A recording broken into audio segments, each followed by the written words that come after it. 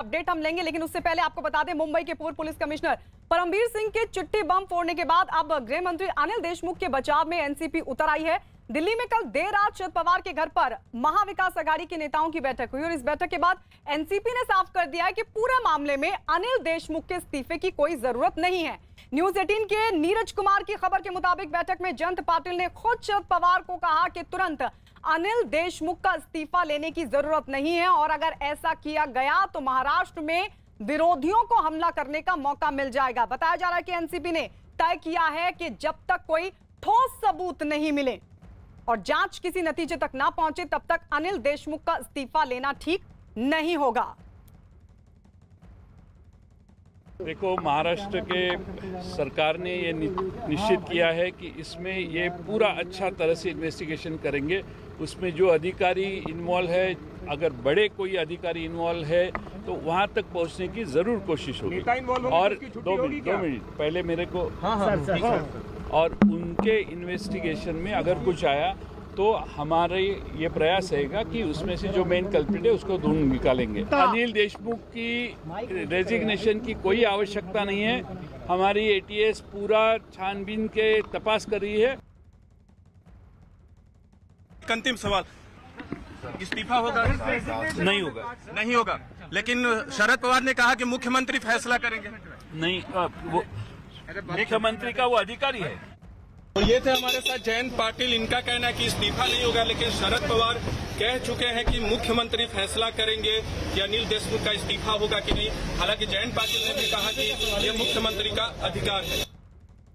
नीरज दिल्ली से हमारे साथ लगातार बने हुए हैं। एक तरफ शरद पवार ये कह रहे हैं कि मुख्यमंत्री फैसला लेंगे। नीरज, आपकी रिपोर्ट ये कहती है, क्योंकि कल आप वहां पर मौजूद भी थे शरद पवार के घर के बाहर, जब तमाम नेताओं का उनके घर पर जमावड़ा लगा और ये पूरा मंथन चला, तो ये जानकारी निकलकर सामने आती है कि शरद पवार ने कहा है कि अभी इस्तीफा लेना ठीक नहीं है।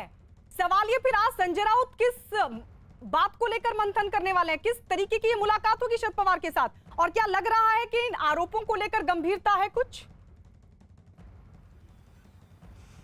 गायत्री, राजनीति में बयानों के पीछे भी बहुत कुछ होता है और ये मान लेना कि अनिल देशमुख के सिर से संकट खत्म हो गया, ये बिल्कुल गलत मैं कहूंगा। अभी भी अनिल देशमुख का इस्तीफा गृह मंत्रालय के पद से, वो जिम्मेदारी जो है वहां से उनको हटाया जा सकता है, जो सूत्रों से हमें जानकारी, और उनको दूसरा मंत्री पद दिया जा सकता है। इस बात की बिल्कुल संभावना है।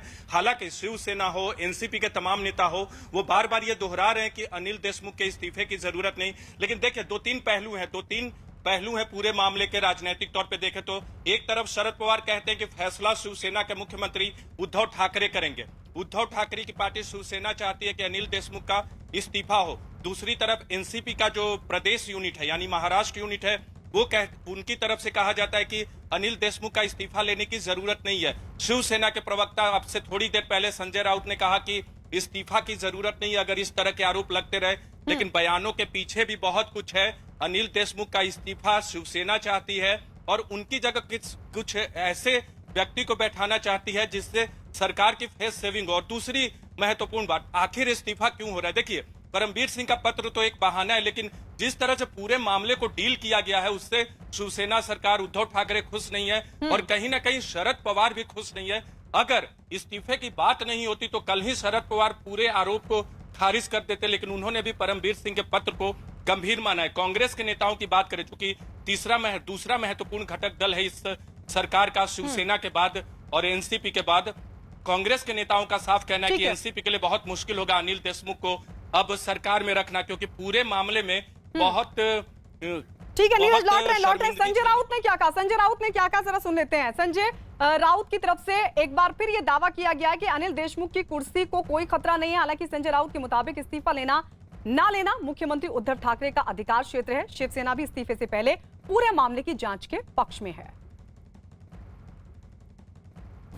परमबीर सिंह जो मुंबई के एक्स पुलिस कमिश्नर है, उसने जो एक लेटर बॉम्ब, ऐसे कोई बॉम्ब भी नहीं होता, लेटर बॉम्ब नहीं होता। तो बॉम्ब तो अलग तरह से होते हैं। तो इस लेटर बॉम्ब में जो कुछ लिखा है उस बारे में खुद अनिल देशमुख जी ने भी कहा है कि उनकी जांच हो जाए।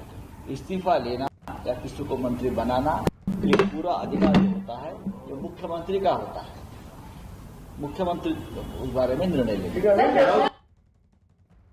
अभिषेक, संजय राउत फिर कह रहे हैं कि देशमुख की कुर्सी पर कोई खतरा नहीं है, फिर दूसरी तरफ कहते हैं कि मुख्यमंत्री का अधिकार क्षेत्र है। जरा बताइए कि आज जो बैठक होगी, उद्धव ठाकरे ने जो बैठक बुलाई है, उसमें हो सकता है कोई फैसला? क्योंकि अभी तक तो जांच की बात जरूर कही जा रही है, लेकिन आरोपों को भी एक दिन गुजर चुका है, अभी तक भी जांच को लेकर किसी तरह का कोई कदम नहीं उठाया गया। परमबीर की चिट्ठी में जो आरोप लगाए गए उसको लेकर आज जो महत्वपूर्ण बैठक हो रही है उसमें जांच की आगे की दिशा तय होगी। यानी अब तक क्या था कि शरद पवार ने एक नाम सुनाया था जूलियो रवेरो का, जिन्होंने साफ मना कर दिया न्यूज़ 18 को कि वो इस तरीके की जांच करने के पक्षधर नहीं हैं।